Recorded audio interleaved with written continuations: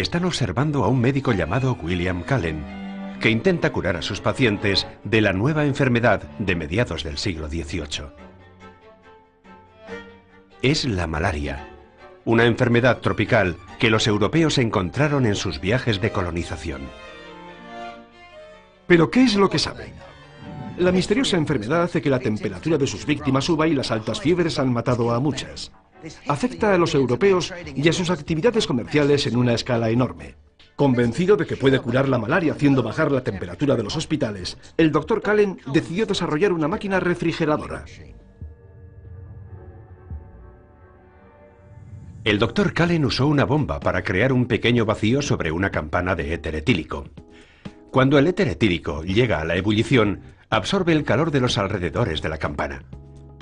Como la malaria es propia de zonas tropicales cálidas, el Dr. Cullen planteó la hipótesis de que el aire frío podría curar esta temida enfermedad. Por desgracia, el aire caliente no tiene nada que ver con la malaria, y por eso su máquina refrigeradora acabó desapareciendo de las páginas de la historia. En esas mismas páginas de la historia encontramos ideas olvidadas, patentes de diseños de máquinas creadas para mantenernos frescos. Esta patente se registró en la Oficina de Patentes de los Estados Unidos el 27 de noviembre de 1830. Su creador, James Barron, la llamó abanico movido por un mecanismo. A juzgar por la representación del usuario, la máquina parecía funcionar bastante bien. Esta silla, por otro lado, exigiría un esfuerzo algo mayor.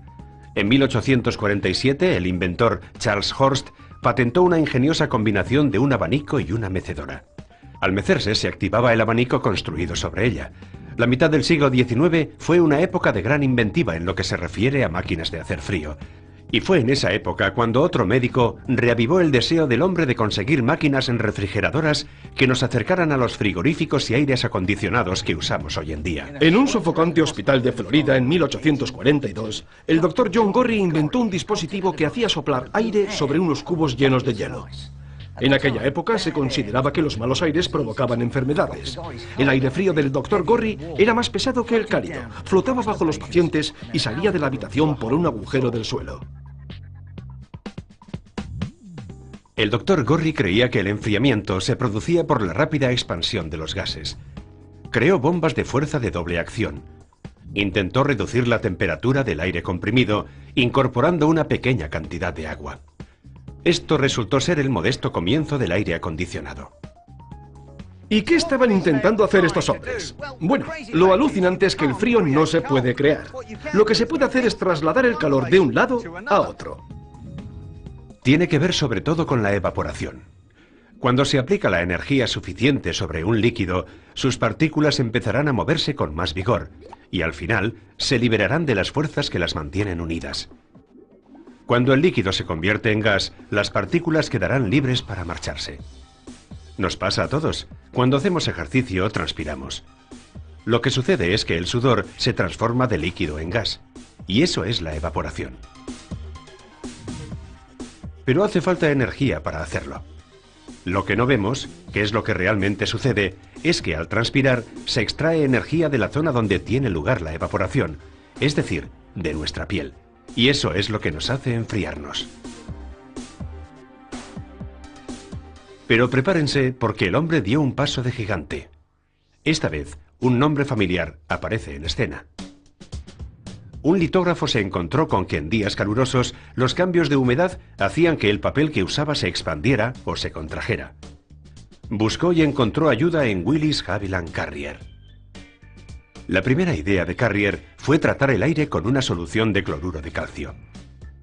La idea era que el cloruro de calcio interactuara con el aire húmedo y absorbiera la humedad. Funcionó, pero dejó el aire salado, algo que provocaría que la maquinaria se oxidara. De modo que pronto abandonó la idea del cloruro de calcio.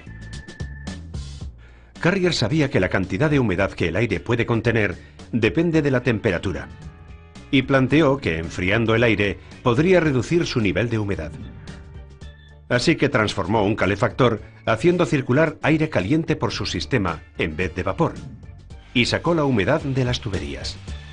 A medida que el aire se enfriaba, el exceso de humedad se condensaba en los tubos, y así pudo dar a los impresores el aire que necesitaban a la temperatura y humedad adecuadas. La fortuna debía de estar sin duda de parte de Carrier, porque la respuesta a su problema le llegó cuando estaba esperando al tren. Era una noche bastante fría cuando Carrier estaba esperando en la estación de trenes de Pittsburgh, Pensilvania.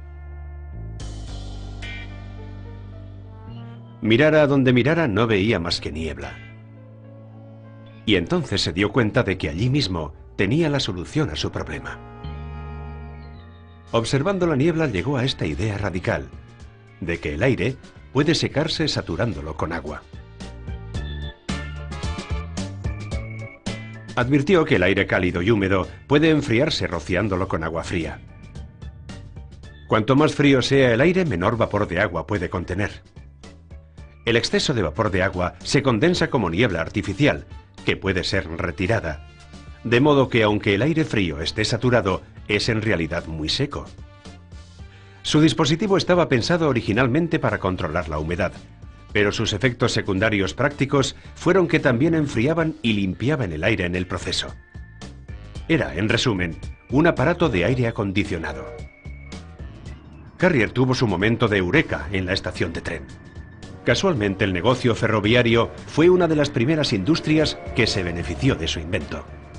En 1930, Carrier diseñó una unidad de aire acondicionado más pequeña para trenes, que se probó en un vagón-restaurante de la línea de Baltimore a Ohio. Debió de ser el comienzo de los hoteles sobre ruedas. Desde que se inventó, el sistema de aire acondicionado ha formado parte de negocios muy florecientes. El primer aire acondicionado industrial que Carrier instaló fue para una empresa editorial de Nueva York.